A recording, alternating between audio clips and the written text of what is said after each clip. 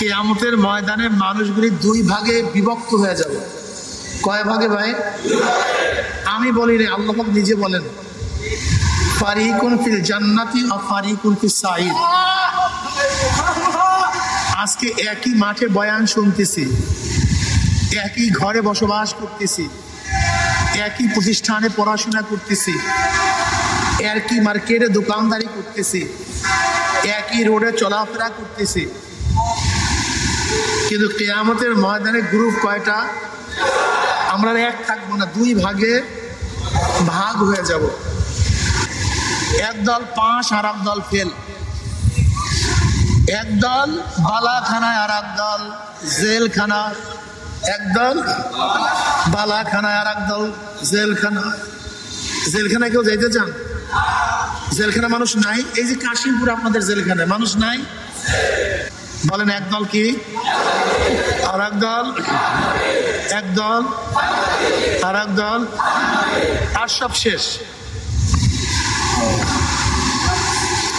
পরীক্ষার রেজাল্টের আগে সমস্ত ছাত্র একই সাথে ক্লাস করছি, একই সাথে খেলাধুলা করছি, একই সাথে চলাফেরা করছি, একই সাথে উঠা বসা করছি। রেজাল্টের পরে গ্রুপ কয়টা? দুইটা।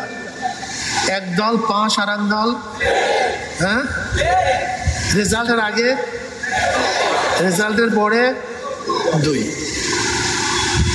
যারা পাস করছে এদের মধ্যে ক্যাটাগরি আছে, ক্যাডার আছে। কেউ গোল্ডেন এ প্লাস, কেউ এ প্লাস, কেউ এ, কেউ মাইনাস, কেউ বি, কেউ সি, সবাই পাস, কিন্তু কোয়ালিটি এক না। কোয়ালিটি কি না ভাই? পার্থক্য আছে কি নেই?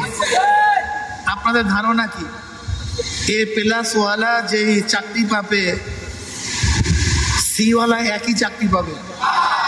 এ প্লাস গোল্ডেনের যে মান, সি ওয়ালার একই মান, একই বেতন, একই সম্মান না। যদিও পাস, মান এক না।